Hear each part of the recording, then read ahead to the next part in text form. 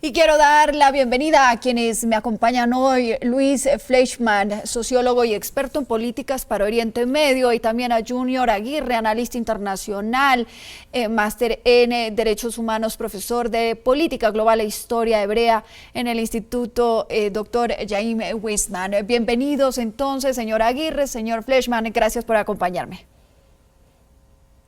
Gracias, un placer, gracias por invitarme.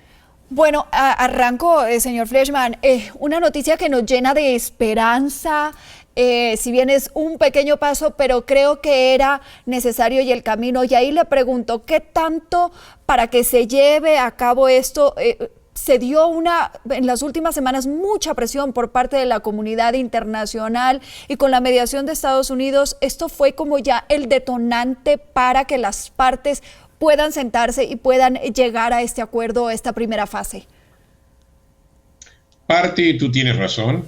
O sea, cuando hablamos de presión internacional, hay que también identificar quiénes fueron los principales. Pero vamos a empezar diciendo que sin la ofensiva militar israelí, como la que se dio a cabo, como la que se llevó a cabo, de acorralar prácticamente a Hamás, debilitar no solamente a Hamás mismo, sino también a todos sus cómplices, como Hezbollah, como el mismo Irán, como, digamos, Hezbollah, que atacaba, las fuerzas iraníes que atacaban desde Siria, los Houthis.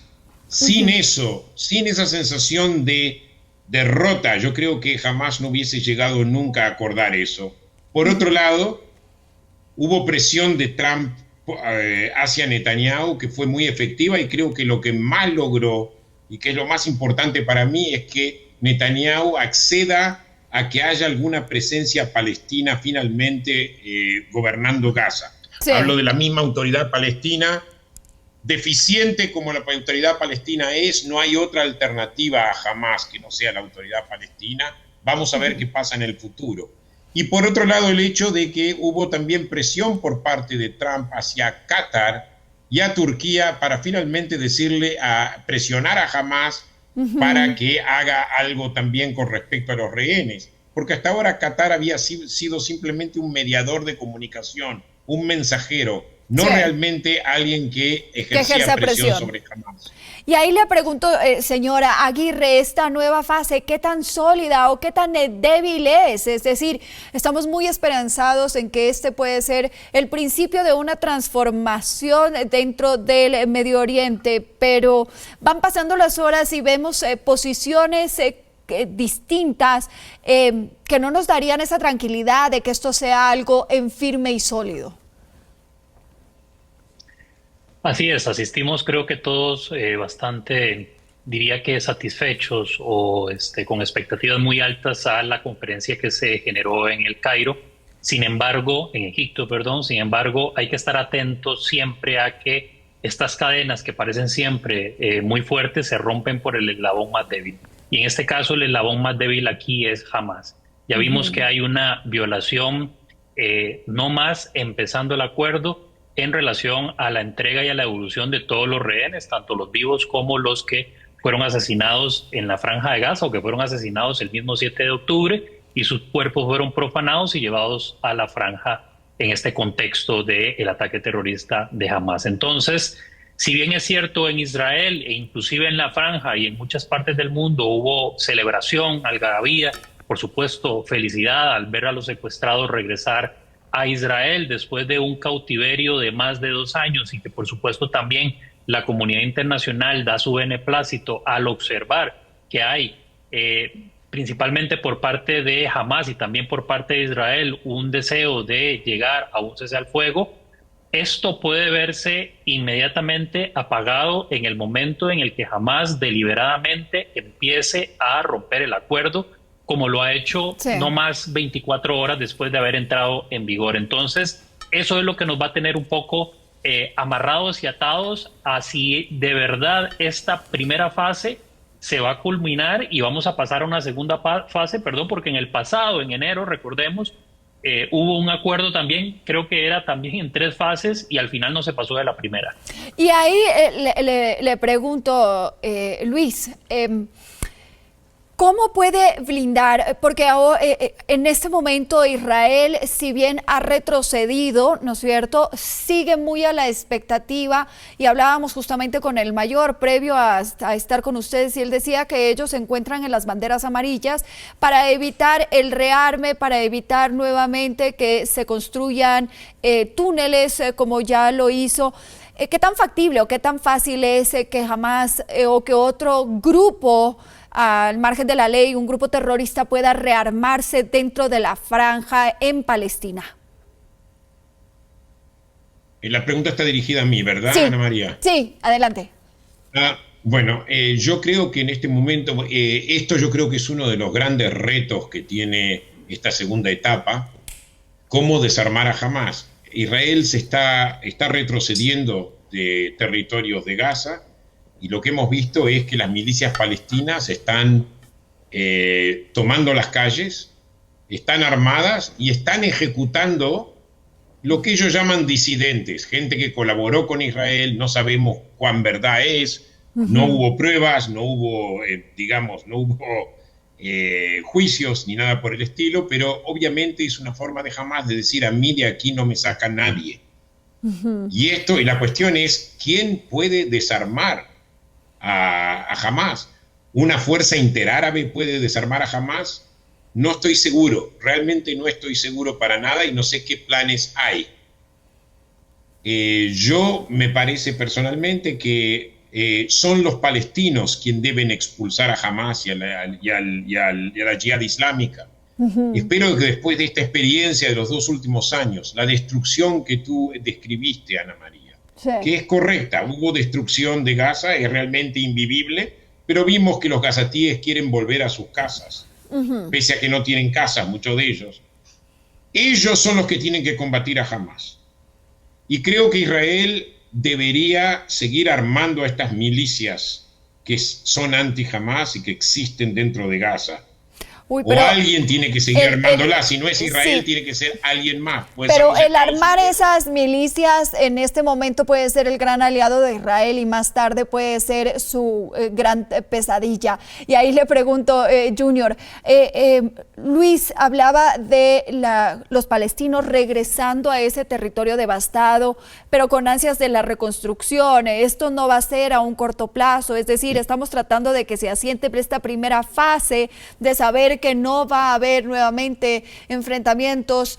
¿Y quién hará parte, o cómo cree usted que se deba manejar el plan de reconstrucción dentro de la franja? Decíamos hace un momento que precisamente el eslabón más débil en este contexto es Hamás. Mientras Hamás continúe con sus políticas y sus campañas de ajusticiamiento, como decía hace un momento mi compañero acá presente, Luis, esto no va a ser una realidad. Simplemente vamos a postergar el conflicto y lo vamos a seguir reproduciendo. Sin embargo, pensando en el escenario más optimista y más positivo, que a veces en el Medio Oriente, para ser optimista hay que ser un poco pesimista, sin lugar a dudas tiene que haber una intervención directa de los actores involucrados que firmaron el acuerdo de paz, en este caso que son las naciones árabes, y por supuesto una especie de milicia internacional que tome el control de cada uno de los puntos de la Franja de Gaza, porque si no, esto no va a ser posible. Ya vimos que 2 horas después de haberse firmado el acuerdo, o más bien la entrada del cese al fuego, ya las fuerzas terroristas de Hamás estaban ejecutando a diferentes, porque vamos a ver, en Hamás hay aproximadamente 10 grandes familias o grupos que están identificados y que tienen diferentes, vamos a decirlo así, posiciones. Una de las más fuertes y la más grande es la familia Husseini, por ejemplo, donde estuvo el gran, en aquel momento, muftí de Jerusalén. Entonces, estos ajusticiamientos que está realizando Hamás es simple y sencillamente, una muestra de músculo militar a lo interno, y un mensaje que están enviando de que van a continuar con esto.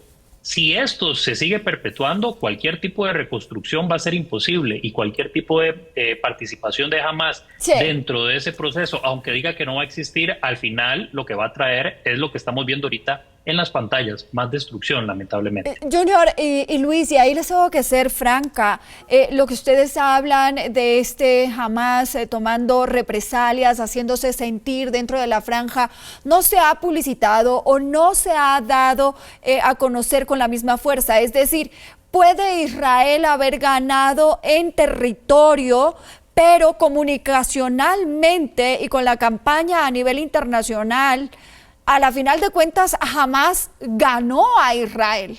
Luis, no sé qué opina usted. Y a los dos, adelante. Sí, bueno, que empiece. Bueno, ¿quieres que vaya yo primero o...? Adelante, adelante. Junior. Ok, voy adelante entonces ahí con la palabra, gracias. Vamos a ver, Israel lamentablemente perdió la batalla mediática el 8 de octubre, una vez iniciada la guerra. El apoyo a Israel se extendió aproximadamente por 15 días y las condenas vinieron después de los mismos países que les mostraron apoyo y las organizaciones intergubernamentales que también lo habían hecho en su contexto. Y esto tiene una explicación muy sencilla. Israel, los judíos dentro de Israel y fuera de Israel suman aproximadamente un número redondeado, 20 millones, son un poco menos. El mundo árabe son casi 1.000 millones. Hay que competir contra 1.000 millones de personas que reciben información y que no solo reciben, sino que también la expanden a través de el gran medio de comunicación financiado por Qatar, que es Al Jazeera.